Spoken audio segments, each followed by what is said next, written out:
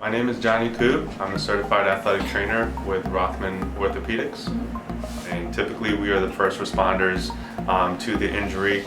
We're in communication. I'd like to think of us as a middleman between the athlete. We advocate for the athlete, and we're in contact with the parents.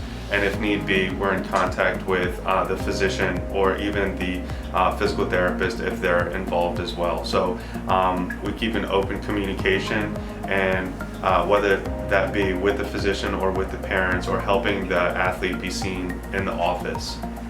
My name is Dr. Dennis Nutini. I'm a primary care sports medicine specialist.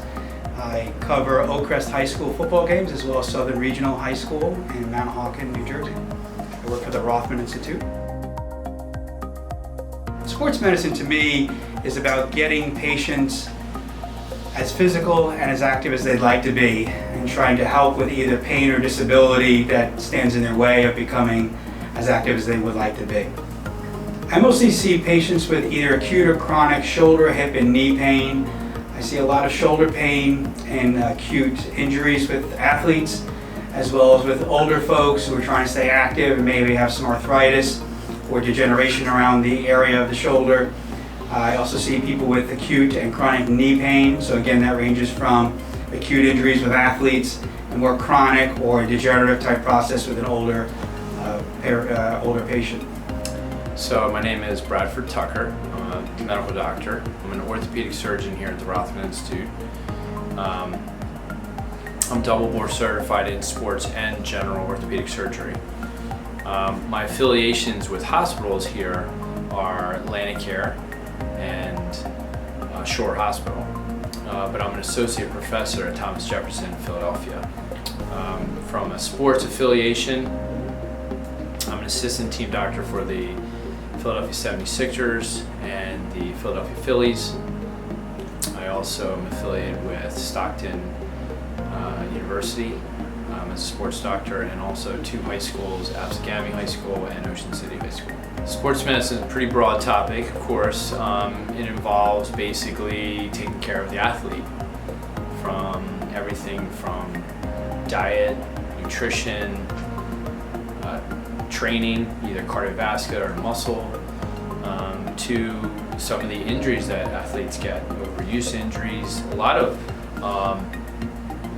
sports injuries are overuse, and unfortunately there are some serious injuries that require surgery, all the way till surgery. And my job is a sports surgeon, so I take care of that sort of end, but I do need to know about all the other injuries as well. So if I'm covering a sporting event, athletes do get a lot of non-surgical injuries and issues that I have to deal with as well. Although there's overlapping information and overlapping education, each person's role is quite different from one another. There's cohesion in that they all work with one another, but each profession has its own specifics and what they need to do. The overlap could be, the anatomy and the understanding of function of anatomy, etc. But everyone will have their limitations. Athletic trainers will be the first responder, but physicians will be able to do more extensive evaluation, more extensive treatment, obviously. So coming in the morning, I come in a little bit before my scheduled patients so I can review the schedule for the day, try to review all my previous follow-up visits with the patient, and see who's had imaging done for me to review prior to seeing them that day. And I communicate with my assistant to go over the plan for certain patients and make sure everything's in place for when they come in for their visit. We also handle phone calls during the day when patients are calling with questions regarding medications or their visits or what to do next. And then seeing patients, which is most of the day. I would probably say the biggest difference between a high school athletic trainer and maybe an athletic trainer who works for a college or university is the staffing. At high school, in the high school level, you're typically only one person who's responsible for the athletics of the entire school, as opposed to a college or university where you're among a staff of athletic trainers. You may be assigned to one or maybe two teams depending on the school. Mostly I deal with ligamentous injuries to the tendon and ligamentous injuries to the major joints such as the shoulder, knee, and elbow. So one of the most common problems I see is the anterior cruciate ligament tear. Have you ever heard of that? That's the ligament inside the knee that helps with stability. So athletes, 70% of the time, that ligament can be torn during a cutting and pivoting injury. The athlete feels a pop and their knee shifts and they feel a giving way sensation. So that's an epidemic. A lot of, in fact, young women are 10 times more likely to tear their ACL than men. So that's a very common injury that I see.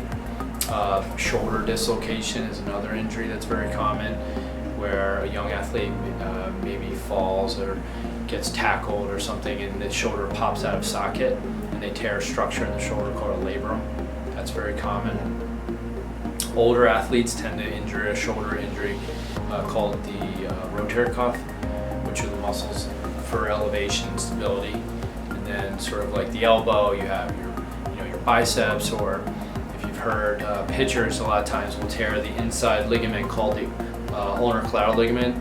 The surgery to reconstruct that, they call that the Tommy John procedure, where the ligament is reconstructed. So there's some of the common things we see. We have seen a big growth in athletic training, and I think that's in part because it is an exciting field where you get to work with athletes, and also there's the medical background in it. You need to have a strong understanding of anatomy, and that coupling between sports and anatomy, sports and science, I think is what attracts so many people to get into the field. I think a lot of it has to do with what people are seeing on TV. There's a lot more shows that people have where they're talking about more of the science, and it gets people interested in because they're being entertained by it as well. And it's easier to look things up on the internet than it was when I was younger. So if they talk about something that you found interesting on a show, you can look it up and become somewhat of an expert of it in a short period of time. And there's a lot of programs coming out for things like forensic science and whatnot in colleges. Well, for me, it's easy. I mean, sports is my life. I love sports. I played sports. I watch sports. I'm a spectator myself. I take care of athletes of all ages, and I think most people, sports is so rampant. I mean, when compared to when I was a kid, till now kids are playing so many sports and playing year round. There's so many different teams. So I just feel like, and it's such a good part of youth and growing up. Like you want to be a well-rounded person. Part of being, you don't have to be the best athlete, but playing a sport or being active is a healthy lifestyle, and it's important to do. So I mean, it's just fascinating now that we have so many advances in sports medicine, from just treating, optimizing an athlete's performance to helping an injury. So it just makes sense that there's so many fields and everyone wants to go into it. So for students or people who are interested in getting into athletic training, you would need to major in athletic training. Recently there's been a change in the degree requirement.